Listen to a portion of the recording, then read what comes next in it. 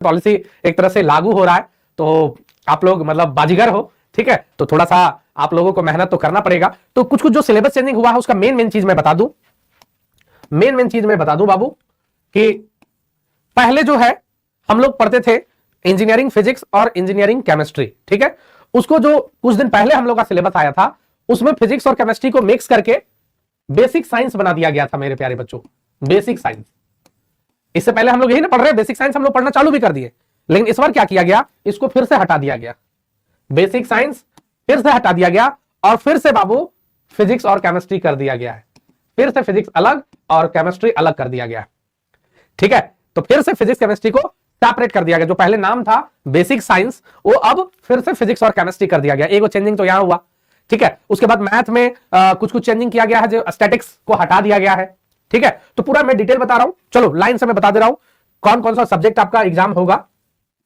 तो पहला subject engineering mathematics 1, ठीक है। अच्छा, एक बड़ा चेंजिंग क्या है, हम लोग का पहले जो एग्जाम होता था वो 80 का एग्जाम होता था, 80 नंबर का एग्जाम होता था और 20 नंबर कॉलेज के हाथ में इंटरनल होता था। तो इस बार और आपको फायदा हो रहा है, 70 का ही अब एग्जाम होगा।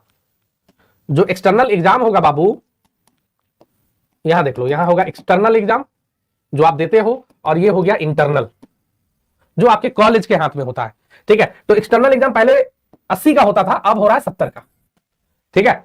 बिहार में 70 का ही होता है, तो अब आपका भी 70 का होगा और इंटरनल हो जाएगा 30 नंबर, ठीक है। तो एक खूब फायदा वाला बात है कि अब आपको पास नंबर जो कि पहले 26 नंबर लाना रहता था, अब आपको 22 नंबर में हो जाएगा, अब आपको 22 नंबर में पास हो जाइएगा, ठीक है। तो 70 में 22 अब लाना है पास के लिए। दूसरा मतलब 33% बाबू, 33% लाना है, 22 के आसपास ही, 22 या 23 ऐसा ही कुछ। 70 का 33% निकाल दो ना, 70 का एक आध नंबर कम इसी रहता तो ग्रेस मिल जाता है। 70 का 33%, 23.1 यानी 23 में आप पास हो जाओगे। तो अगर 22-23 भी पहुंच, मतलब 22 भी हो गया, 21 भी हो गया तो पास कर दिया जाएगा, ठीक है। तो अब जो है 70 का ही फाइनल एग्जाम देना है, इंटरनल 30 है कॉलेज के हाथ में। दूसरा जो आपका सब्जेक्ट है अब वो है कम्युनिकेशन स्किल, कम्युनिकेशन स्किल्स। इसमें भी वही है बाबू, 70 का एग्जाम और 30 जो है इंटरनल। ऐसे टोटल मार्क्स वाला नहीं जारी हुआ है, वो जारी होना चाहिए था कि फर्स्ट टाइम टोटल कितना मार्क्स का होगा, वो जारी नहीं हो पाया है। तो जो जो जारी है वो मैं आप लोगों को बता दे रहा हूं। तीसरा, और मैं मैथ्स का सबसे मेन एक क्वेश्चन का पैटर्न के बारे में भी मैं बात कर दूंगा। मैथ में ही सबसे ज्यादा विकेट गिरता है और सबसे टफ सिलेबस भी है, सबसे ज्यादा सिलेबस भी मैथ में ही पढ़ना है, फिजिक्स केमिस्ट्री बहुत कम पढ़ना। देखो मैं अभी दिखा दे रहा हूं। उसके बाद तीसरा है इंजीनियरिंग फिजिक्स 1, इंजीनियरिंग फिजिक्स 1। चौथा है इंजीनियरिंग केमिस्ट्री 1। देखो बाबू इससे साफ क्लियर है, 1-1 लिख देने से साफ क्लियर है कि सेमेस्टर 2 में भी ये 2-2 करके रहेगा, मैथ 2, फिजिक्स 2, केमिस्ट्री 2। सेमेस्टर 2 में भी कंफर्म है कि वो 2-2 करके रहेगा ही रहेगा।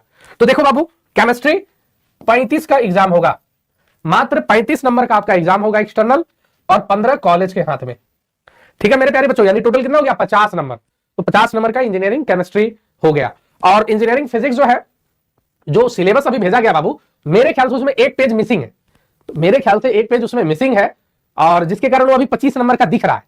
लेकिन इतना छोटा सिलेबस थोड़े हो सकता है, फिजिक्स मुश्किल से आधा पेज भी नहीं है, ठीक है। एक यूनिट एंड मेजरमेंट है, तो एक पेज मिसिंग है, हमको पता है, तो ऐड कर लेना, तो 35 का ही होगा बाबू, 35 और 15 फिजिक्स केमिस्ट्री बराबर वेटेज का होगा, ठीक है। तो एक पेज मिसिंग है, वो देखो ऊपर कंप्लेन हम लोग कल करवा देंगे तो आ जाएगा एक पेज भी, ठीक है। चलो तो ये हो गया। और कौन सा बचा अब, और कौन सा सब्जेक्ट बचा, कंप्यूटर है ना। कंप्यूटर को बोलते हैं फंडामेंटल ऑफ आईसीटी। ये भी बाबू 35 का एग्जाम होगा आपका, सेंटर पड़ेगा और 15 जो है वो इंटरनल है। कंप्यूटर में भी 35 का एग्जाम, सेंटर पड़ेगा और 15 आपका इंटरनल है, ठीक है। और छठा है ग्राफिक्स। तो ग्राफिक्स के लिए उतना डिटेल नहीं बताया गया कितना नंबर का होगा, नहीं होगा, और जानने की जरूरत भी नहीं है, होम सेंटर है तो ज्यादा टेंशन ही नहीं है। ये तो आपका होम सेंटर है तो टेंशन ही नहीं है। चलो अब जल्दी से बात करते हैं बाबू, डरने का नहीं है। सिलेबस नो डाउट अभी नया अपडेटेड आया, फरवरी का महीना में आपका एग्जाम